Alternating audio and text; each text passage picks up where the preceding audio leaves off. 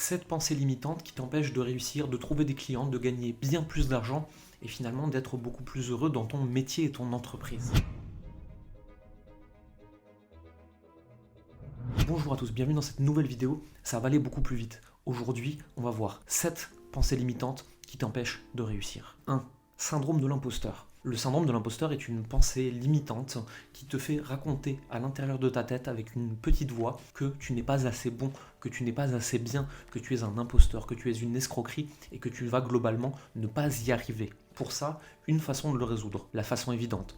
Deviens plus compétent. Accompagne systématiquement des personnes qui sont moins avancées que toi sur un problème que tu comprends bien, que tu comprends mieux que les autres. C'est de cette façon que tu vas réussir à court-circuiter le syndrome de l'imposteur. Plus on monte en compétence, moins on a l'impression de savoir. C'est ce qu'on appelle l'effet Dunning-Kruger. C'est normal, ne t'inquiète pas, fais-toi confiance, écoute ton intuition. 2. Le syndrome du sauveur. Ici, on est en plein dans ce qu'on appelle le triangle de Karpman, c'est-à-dire bourreau, sauveur, victime. Quand tu as l'impression ou que tu as l'envie de sauver tes clients, tu les places obligatoirement dans un statut de victime. Tes clients, tu ne peux pas les sauver, de la même façon que tu n'es pas leur bourreau. Ce ne sont pas des victimes.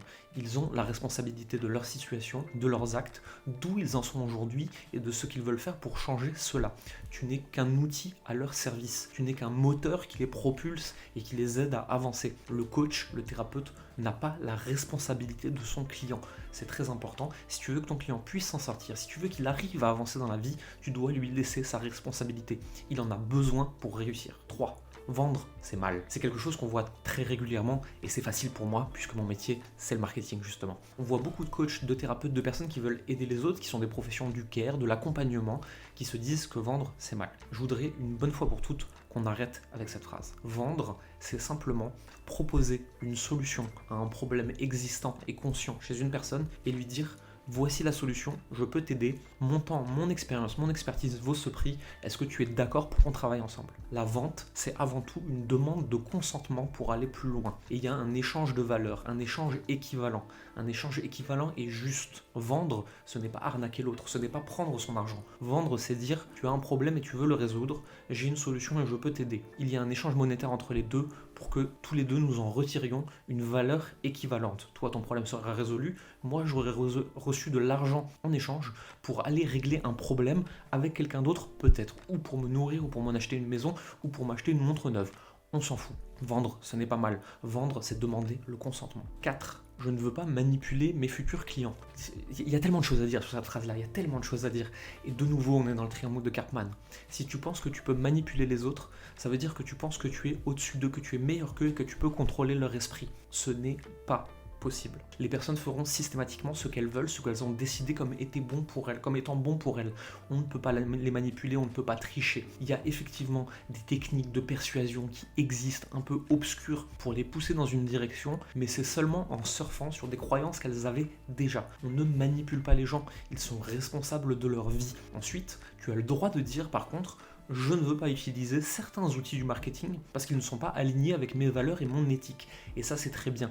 Je veux que tu gardes des valeurs, je veux que tu les mettes en avant et surtout que tu te dises, ok, ça c'est moi, ça c'est pas moi, je sais ce que je suis prêt à faire et ce que je ne suis pas prêt à faire. Mais on ne peut pas manipuler les autres. 5. Je ne veux pas d'engagement, je veux que mes offres, elles s'arrêtent, elles commencent quand j'ai envie, je ne veux pas m'engager sur X mois, je ne sais pas, on verra. J'ai vu beaucoup ça chez les coachs, chez les thérapeutes. Le problème, c'est qu'aujourd'hui, tu n'es plus un artiste dans ton salon.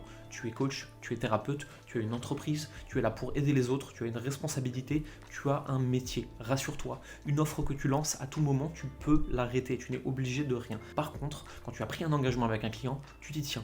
Quand quelque chose fonctionne, demande-toi pourquoi tu as envie de l'arrêter. Un minimum de constance vont vraiment t'aider à avoir des résultats. 6. L'argent, c'est mal. C'est quelque chose que j'entends encore une fois de temps en temps, malheureusement. C'est cette image négative de l'argent, comme si l'argent pouvait obscurcir les êtres humains et ton jugement. Il faut comprendre très simplement que l'argent n'est que un amplificateur. L'argent va t'amener de nouvelles contraintes dans la vie et de nouvelles possibilités. C'est-à-dire que tu ne seras plus dépendant des autres du monde extérieur, tu seras beaucoup moins dépendant de la norme et des injonctions de la société au fur et à mesure que tu auras plus d'argent, et donc tu vas plus facilement te révéler sur qui tu es vraiment. Les gens qui deviennent des connards une fois ils ont beaucoup d'argent, c'est des gens qui étaient des petits connards à l'intérieur frustrés et qui n'osaient pas l'exprimer parce qu'ils étaient malheureusement en dessous en termes de valeur dans la société capitaliste et qu'ils n'osaient pas montrer qu'ils étaient des gros cons. Les gens qui sont des gens profondément de bien, quand ils vont avoir plus d'argent, ils vont faire plus de bien, ils vont aider les autres. L'argent, c'est un outil. L'argent, c'est une mesure de valeur. L'argent, c'est rien d'autre que ça. L'argent, c'est ni bien ni mal. L'argent, c'est un tournevis. Est-ce que tu dirais un méchant tournevis? Non. L'argent, ce n'est ni bien ni mal, c'est la même chose. 7. Gagner de l'argent, c'est difficile. Je sais qu'on a tous vécu ça et qu'on l'a tous entendu de notre enfance. L'argent ne tombe pas des arbres, gagner de l'argent c'est difficile, l'argent ça pousse pas comme ça. Oui mais si en fait, c'est possible. Et ça c'est une croyance à changer, c'est une croyance à faire évoluer. On peut gagner de l'argent facilement. Nous ne sommes pas payés à hauteur de la difficulté de notre métier. Sinon les gens qui travaillent à l'usine, les infirmières, les gens qui ont des boulots hyper difficiles, tous ces gens qui font des heures et des heures dans des boulots durs, ce seraient les gens les plus payés de notre société. Malheureusement c'est les gens les moins payés. Tu es payé à hauteur de la valeur que tu crées et à ton degré de remplaçabilité. Moins tu crées de valeur, plus tu es remplaçable, moins tu es payé. À partir de là, si tu arrives à trouver par tes compétences, par ton jugement, par ce que tu apprends, par ce que tu sais faire, si tu arrives à créer énormément de valeur et de faire en sorte qu'il n'y ait que toi qui peux le faire et que tu sois unique dans cette façon de le faire et que tu sois donc irremplaçable, tu vas pouvoir gagner beaucoup d'argent très facilement. Le but, c'est de trouver ce que tu aimes, ce pourquoi tu es fait, ce que tu as profondément envie de faire et ce qui est facile pour toi. Si tu mets toutes ces choses ensemble, tu seras très bien payé pour faire quelque chose d'extrêmement facile. J'espère que ces 7 pensées limitantes aujourd'hui tu vas réussir à t'en sortir et que bientôt tu ne les auras plus. N'hésite pas à mettre un pouce si tu as aimé cette vidéo, à t'abonner à la chaîne et clique sur le lien dans la description pour récupérer tes ressources gratuites et pour justement aller plus loin et dépasser les pensées limitantes qui t'empêchent de réussir. Bye.